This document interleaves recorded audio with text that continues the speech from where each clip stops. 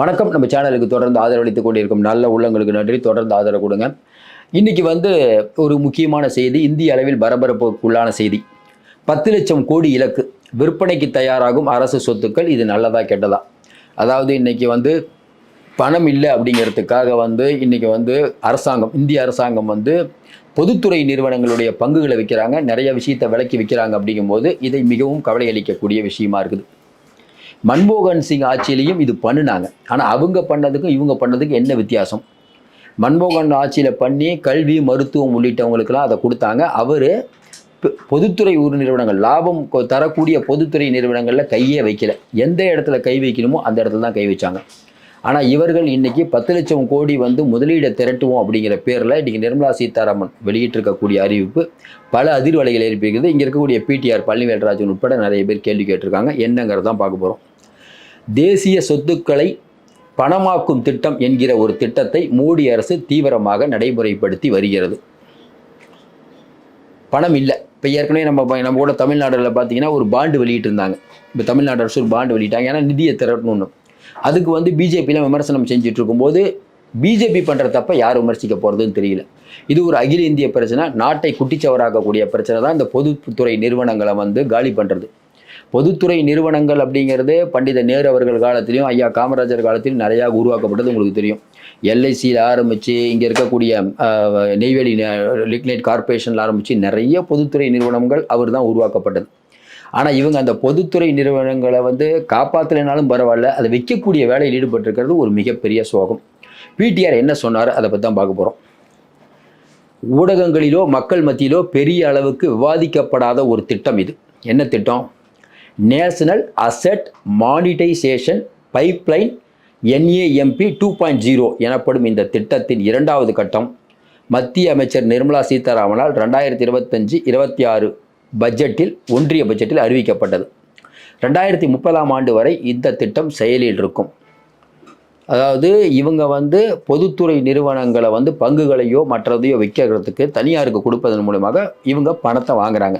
நமக்கு ஒரே ஒரு விஷயம் புரிய மாட்டேங்குது. ஜிஎஸ்டியில் இவ்வளோ வருமானம் தமிழ்நாட்டிலேருந்து வருது, அங்கேருந்து வருது, ஜிஎஸ்டியோடைய நிதி வருவாய் பெருகிடுச்சுன்னெலாம் சொல்கிறீங்க. கேரளாவில் மிகப்பெரிய வயநாட்டில் ஒரு மிகப்பெரிய சோகம் நடைபெற்று இயற்கை பேரிடர் நடக்கும்போது அதுக்கு பணம் தரல, தமிழ்நாட்டுக்கு பணம் தரல, உயர்கல்விக்கு பணம் தரலன்னு சொல்லிட்டு தமிழ்நாடு அரசு கேஸ் போட்டுருக்குது. தமிழ்நாட்டில் இந்த நெல்லை, தூத்துக்குடி உள்ளிட்ட மாவட்டங்கள் நீரில் மூழ்கி கிடக்கும்போது அதுக்கும் நீங்கள் ₹1 கூட பணம் தரல. மெட்ரோ 2வது தவணை திட்டம் ரொம்ப நாள் கழித்து இப்போ தான் கொடுக்குறீங்க. அப்போ பணமெல்லாம் எங்கேயே போகுதுங்கிற கேள்வி வருமா வராதா? ஒரு ரஷ்யாவுக்கும் இஸ்ரேலுக்கு நடக்கிற போருக்கு பணம் கொடுத்துருக்கீங்களா? இல்லை இஸ்ரேல் ஹமாஸ் போருக்கு பணம் கொடுத்துருக்கீங்களா? அவங்க ஒன்றுமே புரியல. இல்லை அமெரிக்கா ஏதாவது வட்டிக்கு ஏதாவது விட்டுருக்கீங்களா? ஒவ்வொரு ஊருக்கும் மோடி போகிறாரா, எல்லா ஊருக்கும் வட்டிக்கு ஏதாவது பணம் விட்டுருக்காரா? பின்னால் பெருசாக வருமா? நம்ம ஒன்றுமே புரியல. விற்பனை மூலம் நிதி திரட்டல் இந்தியாவின் தேசத்தில் பெருமைகளாக விளங்குவதுடன் பல லட்சம் பேருக்கு வேலை வாய்ப்புகளை பொதுத்துறை நிறுவனங்கள் வழங்கி வருகிறது. இதுபோக புதிதாக இன்னும் பல பொதுத்துறை நிறுவனங்களை உருவாக்குவதில் அரசு கவனம் செலுத்த வேண்டும். ஆனால் இருக்கும் பொதுத்துறை நிறுவனங்களை விற்பனை செய்வதில் ஒன்றிய பாஜக அரசு தீவிரம் காட்டுகிறதே என்ற விமர்சனம் மோடி அரசாங்கத்தின் மீது இருக்கிறது. ஒரு தனி விவாதம். அத்தகைய விவாதமும் இந்த திட்டம் பற்றிய புரிதலும் அது தொடர்பான தரவுகளும் அவசியம். என்ன அந்த தரவுகள்? தேசிய சொத்துக்களை பணமாக்கும் திட்டம் என்றால் தேசிய பொதுத்துறை உட்கட்டமைப்பு வசதிகளையும் அவற்றின் சொத்துக்களையும் விற்பனை செய்வது அல்லது அவற்றை நீண்டகால குத்தகைக்கு விடுவது.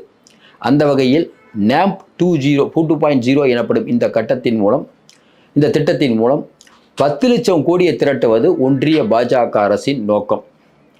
2001 முதல் 2025 வரை செயல்படுத்தப்பட்ட நேஷனல் மானிட்டைசேஷன் பைப்லைன் NMP 1.0 திட்டத்தில் 6 லட்சம் கோடியை நிதி திரட்டுவதற்கு இலக்கு நிர்ணயிக்கப்பட்டது. அதில் 2024-25 வரை 3.85 லட்சம் கோடி வரை பணமாக்கல் நடைபெற்றதாக அரசு தரப்பு. மொத்தம் 6 லட்சம் கோடிக்கு பிளான் பண்ணி 3.85 லட்சம் கோடியை திரட்டிட்டாங்க ஃபஸ்ட்டு 1.0ல். அதிகபட்சமாக நிலக்கரி ஒதுக்கீடு 1.54 லட்சம் கோடி, நெடுஞ்சாலைத்துறையிலிருந்து 97,000 கோடி, மின்சாரம் மற்றும் சுரங்கங்கள் துறையிலிருந்து 87,000 கோடி நிதி திரட்டப்படி இருக்கிறது. அதிகமான நிதி அப்படின்னு பார்த்தீங்கன்னா 1.54 லட்சம் கோடி நெடுஞ்சாலைத்துறையில் கொடுக்கப்பட்டிருக்கு. இந்த முறை ஒன்றிய அரசின் இலக்கு 10 லட்சம் கோடி. இந்த 10 லட்சம் கோடி அப்படிங்கிறத வந்து எப்படி இவங்க இந்த பணத்தை திரட்ட போகிறாங்க அப்படின்னு தான், வருமானம் ஈட்டாத சொத்துக்களை விற்று அதன் மூலம் பணத்தை ஈட்டுவது என்பது பணமாக்கலின் பொருள். வருமானம் ஈட்டாத நிறுவனங்கள் அப்படின்னா எது? தேசிய சொத்து பணமாக்கல் 2.0 என்பது நெடுஞ்சாலை, ரயில்வே, மெட்ரோ ரயில், விமான நிலையம், நிலக்கரி சுரங்கங்கள், கனிம வளங்கள், மின் உற்பத்தி பகிர்வு, கட்டுமானங்கள், தொலைத்தொடர்பு, மெட்ரோ ரயில் பாதை, முக்கிய பொதுத்துறைகளில் தற்போதில் செயல்பாட்டில் உள்ள வருவாய் ஈட்டக்கூடிய சொத்துக்களை குத்தகைக்கு விடுவது, அதன் மூலம் பணமாக்கி அந்த நிதியை புதிய உட்கட்டமைப்புக்கு செயல்படுத்தப்படுவது. இங்கே ஒரு விஷயம் என்னென்னா, இந்த புதிய உட்கட்டமைப்புன்னு பண்ணுறீங்களே, இந்த புதிய உட்கட்டமைப்பு மோடி அரசாங்கம் வந்தவுடனே என்ன கட்டமைப்பை மேம்படுத்திட்டாங்க நமக்கு ஒன்றும் புரியல. இப்போ வந்து மும்பையில் வந்து ஒரு ஏர்போர்ட் கட்டினதாகட்டும், இப்போ வந்து கேரளாவில் ஒரு ஏர்போர்ட் கட்ட போகிறாங்க, பரந்தூரில் ஒன்று கட்ட போகிறாங்க. அதுக்கு ஒன்றிய அரசாங்கம் ரொம்ப தெளிவாக இப்போ எழுத்து மூலமாக தமிழக அரசு கேட்ட கேள்விக்கு நாங்கள் இப்போதைக்கு பணம் தர மாட்டோங்கிறாங்க. அப்போ இந்த கட்டமைப்பை மேம்படுத்தணும், எந்த கட்டமைப்பை மேம்படுத்தணுங்கிற தகவல்கள் இல்லை. அது என்ன சொல்கிறாங்கன்னா, திறமையாக பயன்படுத்தப்படாத மூலதனத்தை விடுவித்து புதிய உட்கட்டமைப்பில் மறு முதலீடு செய்வதற்கும், தனியார் துறையின் திறனை பயன்படுத்தி சொத்து மேலாண்மை மேம்படுத்துவதற்கும், வரி அல்லாத வருவாய் மூலம் நிதி பற்றாக்குறையை குறைப்பதற்கும் இந்த திட்டம் உருவாக்கப்படுகிறது. இது வேலைவாய்ப்புகளை உருவாக்கி நாட்டின் பொருளாதார வளர்ச்சியையும் போட்டி தன்மையையும் ஊக்குவிக்கும் என்று எதிர்பார்க்கப்படுகிறது. இவங்க சொல்கிற எதுவுமே நடக்காது, அதற்கு நம்ம ஆதாரம் சொல்கிறோம். இதற்கு முன்பு முதலீடு நீக்கல் செயல்படுத்தப்பட்டது. அதுபோல சொத்துக்களின் ஒரு பகுதியை பங்குகளாக விற்காமல் பொது தனியார் கூட்டமைப்பு, உட்கட்டமைப்பு முதலீடு அறக்கட்டளைகள் மற்றும் கட்டணம் இலக்கு மாற்று மாதிரிகள் ஆகியவற்றின் மூலம் வருவாய் உரிமைகளை முற்றிலுமாக தனியாருக்கு குத்தகைக்கு விடுகிறது இந்த புதிய சட்டம். ஒட்டு மொத்தமாக ஒரு டிபார்ட்மெண்ட்டையே தனியாருக்கு குத்தகைக்கு விடுவது தான் இந்த திட்டம். அதாவது இந்த திட்டத்தின் வழியாக என்ன ஆபத்துன்னா, இவங்க குத்தகைக்கு விடுறது 99 வருஷம்னா அதுக்கு வந்து அவங்களே நிரந்தரமாக வச்சுக்கிற மாதிரி தான் திட்டம். 99 வருஷம் குத்தகைக்கு விடுறது வந்து அரசின் தவறான முடிவு. இப்போ இவங்க என்ன சொல்கிறாங்கன்னா, தனியார் நிறுவனங்கள் சொத்துக்களை நிர்வகித்து வருமானம் ஈட்ட அனுமதிக்கப்படுகிறது. அதாவது ஒரு சொத்தை வந்து இவங்க வந்து டெவலப் பண்ணுறது எப்படி இது, தனியாருக்கு விடுறது எப்படி இது. இப்போ இங்கே வந்து மாநகராட்சியில் வந்து காலை உணவு திட்டத்தை வெளியில் வந்து நாங்கள் வந்து கொடுக்க போகிறோம்னு சொல்கிறதுக்கு நம்மலாம் கண்டிச்சோம். அப்போ நாங்களே பண்ணுறோம். நாங்கள் இப்போ கூட பார்த்தீங்கன்னா கழிவறைகள்லாம் பார்த்தீங்கன்னா, ஒப்படை அறைகள்லாம் பார்த்தீங்கன்னா வெளியில் டெண்டர் கொடுக்குறாங்க, அதையும் நம்ம கண்டித்தோம். ஒரு நாளைக்கு 3 ரூபா 20 காசு இருந்தது கழிவறை சுத்தம் பண்ணுறதுக்கு 350 ரூபா ஆகிடுச்சு. தப்பு. பெட்டின பக்கம் பெசன் நகர் உள்ளிட்ட கடற்கரையெல்லாம் தனியாருக்கு கொடுத்து குப்பையெல்லாம் சொல்கிறீங்க, அதுவும் தப்பு. நம்ம கண்டித்தோம். இங்கே கண்டிக்கும் போது அங்கேயும் கண்டிக்க வேண்டியது நம்ம கடமை. இவர்கள் பண்ணுவது மிகப்பெரிய தவறு. இன்னொன்று, இவன் என்ன சொல்கிறாங்க, குத்தகை காலம் எவ்வளோ நாள்னா 15 to 60 ஆண்டுகள் வரை. முடிந்த பின் சொத்துக்கள் மீண்டும் அரசிடம் ஒப்படைக்கப்படும். இதுவும் ஒரு தவறான முடிவு. நிதி Aayog, national institution for transforming India மற்றும் சொத்து பணமாக்கல் குறித்த செயலாளர்களின் மையக்குழு ஆகியவற்றின் மேற்பார்வையில் இந்த திட்டம் வெளிப்படையான ஏல முறைகள் மூலம் செயல்படுத்தப்படுகிறது. NAP 2.0 அரசின் சொத்துக்களை திறம்பட பயன்படுத்தி இந்தியாவின் உட்கட்டமைப்பு வளர்ச்சியை மேம்படுத்துவதற்கு ஒரு முக்கிய படியாக இது இருக்கும். நாட்டில் 5 ட்ரில்லியன் பொருளாதார அடைய இது உதவுது அப்படிங்கிற மாதிரி பிஜேபி சொல்லியிருக்குது. இந்த நேரத்தில் நம்ம இன்னொன்று சொல்லணும். மன்மோகன் சிங் ஆட்சி காலத்தில் என்ன பண்ணாங்க? மன்மோகன் சிங்கின் முதலீடு நீக்கம் 2014க்கு முன்பாக பாஜக ஆட்சியின் ஆரம்ப காலம் வரையிலும் முதலீட்டு நீக்கல், அதாவது டிஸ்இன்வெஸ்ட்மெண்ட் என்பது பொதுத்துறை நிறுவனங்கள் அல்லது பிற சொத்துக்களில் அரசின் பங்குகளை பகுதியாக லாபம் ஈட்டாத நிறுவனங்களின் பங்குகளை முழுமையாக தனியாருக்கு விற்பது என்ற நடைமுறை பின்பற்றப்பட்டது. லாபமே இல்லாமல் தொடர்ந்து ஒரு 7-8 வருஷமாக ஓடிட்டு இருக்கக்கூடிய பொதுத்துறை நிறுவனங்களுடைய பங்குகளை தனியாருக்கு கொடுக்குறாங்க. அதிலும் ஸ்ட்ராட்டஜிக் அல்லாத துறைகள் என்று பொதுத்துறை நிறுவனங்கள் வகைப்படுத்தப்பட்டு அவற்றில் தேர்ந்தெடுக்கப்பட்ட ஸ்ட்ராட்டஜிக் எனப்படும் அதிமுக்கியத்துவம் வாய்ந்த துறைகளின் பங்குகளே விற்பனை செய்யப்பட்டன. ஸ்ட்ராட்டஜிக், நான் ஸ்ட்ராட்டஜிக்னா ஸ்ட்ராட்டஜியை கணக்கு பண்ணி பார்த்தா இந்த துறை நம்ம வச்சுருந்தா டெவலப்மெண்ட்டே ஆகாது அப்படிங்கிறத வச்சு தான் இவங்க வெளியாளுக்கு கொடுத்தாங்க மன்மோகன் சிங் அரசாங்கம். அதுதான் சரியான முடிவாக நம்ம பார்க்குறோம். ஏன்னா கவர்மெண்ட்டில் ஒரு 8-10 வருஷமாக அதிலிருந்து முதலீடுகள் பெருசாக இல்லை. இன்னும் குறிப்பாக சொன்னீங்கன்னா வாஜ்பாய் அரசாங்கம் இருக்கும்போது அந்த முதலீடு இருந்துச்சு இல்லை, அதுவும் கம்மியாக இருந்துச்சு. பிஜேபி சொல்கிற மாதிரி வந்து காங்கிரஸ் ஆட்சியில் மட்டும் இல்லை, வாஜ்பாய் இருக்கும்போதும் இது அந்த 5 வருஷமும் நஷ்டத்தில் இருக்கக்கூடிய நிறுவனங்களை தான் மன்மோகன் சிங் அரசாங்கம் வெளியில் கொடுத்தார். அதன் நோக்கம் மூலதன வரவுகளை உயர்த்துதல், நிதி சுமையை குறைத்தல், பொதுத்துறை திறனை மேம்படுத்துதல், தனியார் துறை பங்களிப்பை ஊக்குவித்தல் என்பவையாகும். மேலும் இதிலிருந்து கிடைக்கும் வருவாய் கல்வி, சுகாதாரம், சமூக நலன் போன்ற திட்டங்களுக்கு பயன்படுத்தப்பட்டது. மன்மோகன் சிங் பிரதமராக இருந்த காலத்தில் தேசிய முதலீட்டு நிதி என்பது 2005 உருவாக்கப்பட்டு அதிலிருந்து கிடைக்கும் வருவாய் மக்கள் நலத்திட்டங்களுக்கு பயன்படுத்தப்பட்டது. இது மன்மோகன் சிங் ஆட்சி காலம். இதே முறையை நரேந்திர மோடி தலைமையிலான NDA அரசும் தொடக்கத்தில் பின்பற்றினாங்க. 2014 முதல் 2021 வரை 135 பரிவர்த்தனைகள் மூலம் 3.82 லட்சம் கோடி திரட்டப்பட்டது. ஃபஸ்ட்டு ஏர் இந்தியா விற்பனை, LIC, IOB உள்ளிட்டவை உதாரணமாக சொல்லலாம். மன்மோகன் சிங் தலைமையிலான 10 ஆண்டு ஆட்சியில் 1.07 லட்சம் கோடியுடன் ஒப்பிடுகையில் இது பல மடங்கு அதிகம். இந்த நிதி பெரும்பாலும் அரசின் நிதி பற்றாக்குறையை சமாளிக்கவே பயன்படுத்தப்படுகிறது. நம்ம என்ன கேட்குறோம், மன்மோகன் சிங் இந்த மாதிரி ஸ்ட்ராட்டஜி, நான் ஸ்ட்ராட்டஜி அப்படின்னு விட்டு கல்வி, சுகாதாரத்துக்கு அதுக்கு பயன்படுத்தினார். ஆனால் நீங்கள் 3.85 லட்சம் கோடியை வாங்கி உங்களுடைய நிதி பற்றாக்குறையை சமாளிக்கிறதுக்கு நிதி பற்றாக்குறை எங்கேருந்து வந்ததுங்கிற காரணத்தை சொல்லணும்ல.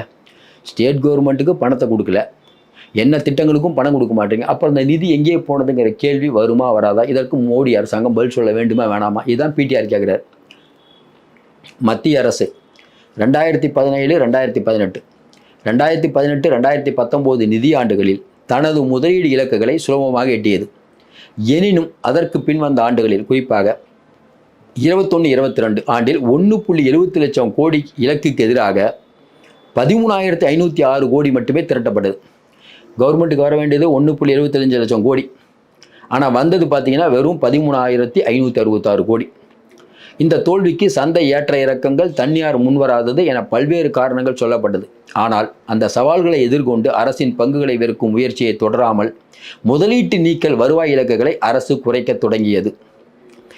எனது BBCL, IDBI, corporation bank, shipping corporation of India போன்ற நிறுவனங்களில் முதலீட்டு நீக்கல் திட்டம் முழுமையாக கைவிடப்பட்டது. முதலீட்டு நீக்கல்னா முதலீடு பண்ணுறோம்ல, அது முழுமையாக நீக்கப்பட்டது. இது ஒரு தவறான முடிவு. இது போதாது என்று பெரும் கார்ப்பரேட் நிறுவனங்களின் வரியை பாஜக அரசு வெறுவாக குறைத்ததால் அரசின் வரி வருவாய் குறைந்து நிதி பற்றாக்குறை அதிகரித்தது. தொடர்ந்து நம்ம சொல்லிட்டு இருக்கோம், கார்ப்பரேட் நிறுவனங்கள் வராக்கடன்கிற போர்வையில் நீங்கள் 5 லட்சம் கோடியை சும்மா விட்டுட்டீங்க. இதெல்லாம் நம்ம அரசாங்கத்துக்கும் இன்றைக்கி வந்திருக்கக்கூடிய பேங்க்குக்கும் வரக்கூடிய தகவல். நமக்கு நல்லா ஞாபகம் இருக்குது, இந்தியன் எக்ஸ்பிரஸ்லேயோ இதுலேயோ ஒரு செய்தி வந்தது. இவங்கெல்லாம் இந்தியன் பேங்கில் கடன் வாங்கிட்டு கட்டாதவங்கன்னு சொல்லிட்டு நடிகர் சிவாஜி கணேசன் பேர்லேருந்து 10 பேர்லாம் போட்டாங்க. ஏன் ஒரு காலத்தில் கோபாலகிருஷ்ணன் அவர்கள் இந்தியன் பேங்க் சேர்மனாக இருக்கும்போது நிறைய பேருக்கு படம் எடுக்கிறதுக்கெலாம் நிறைய காசு கொடுத்தாரு. உங்களுக்கு தெரியும், அப்போல்லாம் நன்றி இந்தியன் பேங்க்னு போடுவாங்க, ஒரு பேரே போடுவாங்க. அதில் பெருசாக நஷ்டமாகி இந்தியன் பேங்க் பெரிய அளவுக்கு நிதி சுமைக்கு தள்ளப்பட்டது. அதே போல் மோடி அரசாங்கத்தின் தவறான விஷயத்தினால் இன்றைக்கி நிதி பற்றாக்குறை ஏற்பட்டு கொண்டே இருக்கிறது.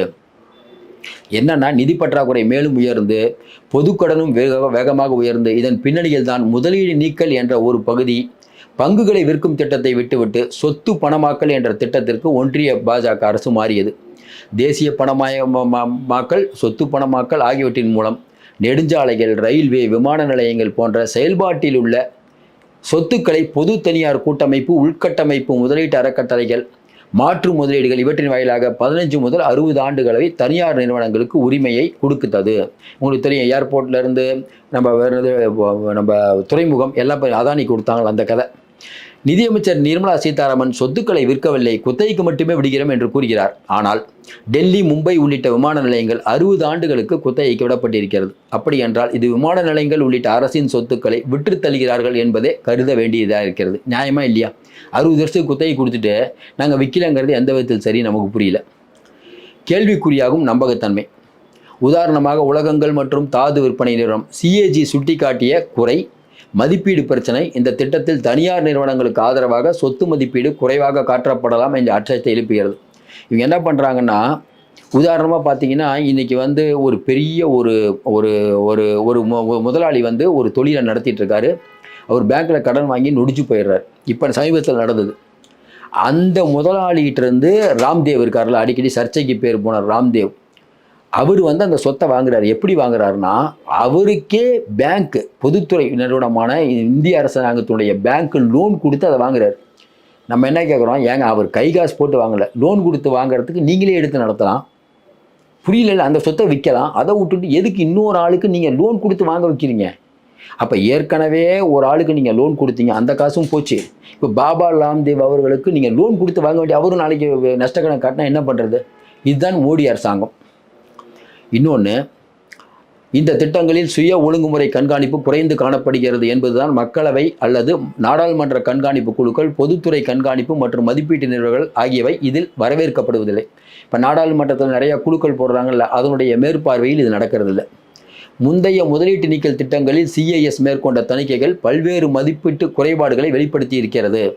மறுபடியும் சொல்கிறோம், இது என்ன, இந்த திட்டத்தின் மீது நம்பிக்கையை மற்றும் பொதுச்சேவை சொத்துக்கள் தனியாரிடம் செல்கின்றன என்ற எதிர்வினையை அதோடு இல்லாமல் தனியார் மோட்டார் உரிமை பெற்றவர்கள் மக்கள் நலனுக்கு எதிராக கூட்டங்களை மிக அதிகமாக ஒன்று வேணாம், தனியாருக்கு இவங்க ஒட்ட ஒன்று என்ன ஆச்சுன்னா, தனியாருக்கு அதாவது நம்ம அரசாங்கத்தில் நம்ம சுங்கச்சாவடியை தனியாருக்கு விட்டால் அவங்க இஷ்டத்துக்கு வசூல் பண்ணுறாங்கன்னு பேர் வருது. விமான நிலையத்திலேருந்து எல்லாமே இப்போ தனியாருக்கு விட அங்கே சேவையை மேம்படுத்துகிறோங்கிற பேரில் அவங்க கட்டணம் வசூலிக்கிறாங்க. அது சாதாரண மக்களை பாதிக்கிறது. இதில் பெரும்பாலான திட்டங்கள் பெரிய விமான நிலையங்கள், நிலக்கரி மற்றும் கனிம சுரங்கங்கள், தேசிய நெடுஞ்சாலைகள், துறைமுகங்கள் போன்றவற்றை தனியார் துறையின் தேசிய சாம்பியன்கள் என்று சொல்லப்படும் ஒரு சில பெரிய நிறுவனங்களுக்கே வழங்கப்படுகிறது என்பது சாதாரண ஒன்றாக மாறியுள்ளது. அதானி. இது மட்டுமின்றி இது போன்ற பெரிய நிறுவனங்கள் ஆயிரக்கணக்கான கோடி ரூபாய்களுக்கு தேர்தல் பத்திரங்களை பாஜகவுக்கு விற்பதும் சந்தேகங்களை வலுவாக்குகிறது. இப்போ இவ்வளோ தூரம் சொன்னதன் சாராம்சம் என்னென்னா, இவர்கள் பொதுத்துறை நிறுவனங்களை பெரிய நிறுவனங்களுக்கு கொடுப்பாங்க, அந்த நிறுவனங்கள் பிரதிபலனாக இவர்களுக்கு தேர்தல் பத்திரம் வாயிலாக இவர்களுக்கு பெரிய நிதியை கொடுக்குறாங்க. இதுதான் தேர்தல் பத்திரம் ஃப்ராடுங்கிறது. தேசிய சொத்து பணமாக்கல் திட்டத்தின் கீழ் அரசின் சொத்துக்கள் நீண்டகால குத்தகைக்கு தனியார் நிறுவனங்களுக்கு வழங்கப்படுவதால் பொருளாதாரத்திற்கும் பொதுமக்களுக்கும் ஏற்படும் நன்மை தீமை குறித்து பல கேள்விகள் எழுக்கிறது. இந்த திட்டத்தின் மூலம் சொத்துக்களை பணமாக்கி புதிய உட்கட்டமைப்பு திட்டங்களுக்கு முதலீடு செய்யும் நோக்கம் இருக்கிறது. இது மறுசுழற்சி என்ற பெயரில் நல்ல பயன்பாட்டுள்ள சொத்துக்களை விற்று புதிய சொத்துக்களை உருவாக்குவோம் என்ற முழக்கத்தை வைக்கிறது. நல்ல பயன்பாட்டு இருக்கக்கூடிய சொத்தை விற்றுட்டு எதுக்குங்க புதிய முதலீடை உருவாக்கணும்? நல்லா தான் போயிட்டு இருக்குது, அப்புறம் எதுக்கு விற்கிறீங்க? இந்த கேள்விக்கு மோடி அரசாங்கம் பதிலே சொல்லாது. நிர்மலா சீதாராமனுக்கு பொருளாதாரம் தெரியாதுன்னு சுப்பிரமணிய சொன்னார்கள். அதுதான் நம்ம ஞாபகப்படுத்தணும். யாருக்கு என்ன விலைக்கு விற்கப்படுகின்றன, எந்த அளவுக்கு இந்த விவரங்கள் வெளிப்படை தன்மையுடனும் பொதுமக்களுக்கும் எதிர்க்கட்சிகள் அளிக்கப்படுகின்றன என்பதை பார்க்க வேண்டும். இவற்றின் அடிப்படையிலேயே இந்த திட்டத்தை ஆய்வு செய்ய வேண்டும். இதற்கப்புறம் பிடிஆர் வைத்த வாதம், இந்த திட்டத்தின் மூலம் கிடைக்கும் வருவாய் நிரந்தரமானது அல்ல. வரி வருவாயை அரசு உயர்த்தினால் மட்டுமே நிதி பற்றாக்குறையை, கடன் சுமையை குறைக்க முடியும். ஆனால் சொத்துக்களை விற்பதன் மூலம் கிடைக்கும் பலன் தற்காலிகமானதுதான். இந்த வருவாய்க்கேற்ப கூடுதல் முதலீட்டு செலவுகள் உயர்த்தப்படவில்லை, அவை தொடர்ந்து குறைந்து கொண்டே போய்கொண்டிருக்கிறது. இதில் வருவாய் பெரும்பாலும் நிதி பற்றாக்குறையை சமாளிக்கவே வரக்கூடிய வருவாய் நிதி பற்றாக்குறையை சமாளிக்க தான் பயன்படுத்தப்படுது. இதில் மக்கள் நலன் சார்ந்த திட்டங்கள் எதுவும் இல்லை. அதனால் மக்களுக்கு பெரிய பலன் எதுவும் கிடைக்கப் போவதில்லை. இப்படி கிடைக்கும் வரி அல்லது ஒன்றிய வருமானங்கள் மாநிலங்களுடன் பகிரப்படுவதில்லை. இந்த நிதி வருதில்லை, இதுவும் மாநிலங்களுக்கு கொடுக்கறதில்ல. ஜிஎஸ்டி நிலுவைத் தொகையும் லேட்டாக கொடுக்குறாங்க. அதனால் இந்த திட்டம் மாநிலங்களை பாதிக்கும். 2021 முதல் 2023 வரை தமிழ்நாட்டின் நிதியமைச்சராக இருந்த டாக்டர் பிடிஆர் அவர்கள் இந்த சொத்து பணமாக்கல் திட்டத்தை மற்றும் ஒரு காரணத்துக்காக எதிர்க்கிறார். என்ன காரணம்? தமிழ்நாடு, மதுரை, சென்னை விமான நிலையங்கள், நெடுஞ்சாலைகள் மற்றும் தூத்துக்குடி விஓசி துறைமுகம் போன்ற மத்திய திட்டங்களுக்கு இலவசமாகவோ அல்லது குறைந்த விலையிலேயோ நிலம் வழங்கியுள்ளது. ஆனால் இந்த சொத்துக்கள் தனியார் நிறுவனங்களுக்கு குத்தகை விடும்போது அதன் வருவாய் மத்திய அரசுக்கே செல்கிறது என்று வாதிட்டார். தமிழகத்தில் இருக்கக்கூடிய பல நிறுவனங்களில் இருக்கக்கூடிய சொத்துக்களை நீங்கள் குத்தகை விடும்போது ஸ்ட்ரெயிட்டாக அது ஒன்றிய அரசுக்கு தான் போகுது. அதனால் மாநில அரசுக்கு ₹1 கூட லாபம் இல்லைங்கிறது தான் பிடிஆருடைய வாதம். மாநிலங்களின் நிலப்பங்களிப்பை கருத்தில் கொண்டு தமிழ்நாட்டுக்கு நியாயமான இழப்பீட்டை வழங்க வேண்டும் என்று 2002 நிதியாண்டில் மத்திய நிதியமைச்சர், அப்போது நிதியமைச்சராக இருந்த பிடிஆர் பழனிவேல்ராஜன் வலியுறுத்தியிருக்கிறார். ஒரு நிலத்தை நீங்கள் பொதுத்துறை நிறுவனத்தை நீங்கள் குத்தகைக்கு விடும்போது அந்த இடம் தமிழ்நாட்டிலேயோ வேறு எந்த மாநிலத்திலும் அந்த மாநிலத்துக்குரிய பங்களிப்பே நீங்கள் கொடுக்காம நீங்கள் பாட்டுக்கு குத்தகைக்கு விட்டு நீங்கள் பாட்டுக்கு பணத்தை எடுத்துகிட்டு போகிறது எந்த விதத்தில் நியாயம்னு பிடிஆர் கேட்குறார். ஒன்று. மேலும் 2021 5.75 லட்சம் கோடி கடன், மத்திய அரசு நிலுவைத் தொகை 17,000 கோடி ஆகியவற்றால் தமிழ்நாடு நிதி நெருக்கடியை சந்திக்கிறது. நில எடுப்பின் சமூக பொருளாதார பாதிப்புகளை மாநிலங்கள் சுமப்பதால் வருவாய் பகிர்வு மாநில நிதி சுமையை குறைக்கும் என்று பிடிஆர் பழனிவேல்ராஜன் தெரிவித்தார். ஆனால் நிதியமைச்சர் சீதாராமன் வழக்கம் போல இதை வந்து கண்டுகொண்டார். இப்போ என்னென்னா, திறமையான சொத்து மேலாண்மை, வரி இல்லாத வருவாய், தனியார் மேம்பாடு ஆகியவற்றை தேசிய பண சொத்துமயமாக்கல் திட்டம் ஊக்குவிக்கிறது என்பது அரசின் வாதம். ஆனால் இந்த திட்டம் முற்றிலும் வெற்றியடைய சொத்துக்களின் மதிப்பீடு நடைமுறை, ஏல விளக்கம், மாநில பங்களிப்பு, அதற்கேற்றவாறு மாநிலங்களுக்கு வருவாய் பகிர்வு ஆகியவை அவசியம். ஒரு நல்லா வேகமாக வந்து லாபத்தில் இயங்கக்கூடிய ஒரு நிறுவனத்தை வந்து விற்கிறது முதல் தப்பு. சரி, அந்த விற்கிறதன் மூலமா வரக்கூடிய பணத்தை வந்து தங்களுடைய நிதி சுமையை குறைப்பதற்காக பயன்படுத்தக்கூடியது ஒன்றிய அரசு. அப்போ இவர்கள் அந்த பணத்தை வந்து இவங்க நிறைய கடன் வாங்கியிருக்காங்களா, இல்லை வந்து நிதி சுமைங்கிறாங்க, எந்த நிதி சுமைன்னு அதுக்கு சரியான ஒரு விளக்கத்தையே கொடுக்கல. ஏற்கனவே நம்ம சொன்ன மாதிரி பல மாநிலங்களில் இருக்கக்கூடிய கனிம வளங்கள் இவங்க வந்து தனியாருக்கு கொடுக்கறதுனால, தனியார் இப்போ ஒன்றும் இல்லைங்க, ஓஏஜிசி வந்து இதில் வந்து தஞ்சாவூர் பக்கம் வந்து குழாய் அமைக்கிறாங்க, ஸ்டெர்லைட் ஆலை தனியார் தான். இப்படி பல, அதாவது அரசாங்கத்திற்கு லாபம், அதாவது அந்த தொழிலே தப்பு.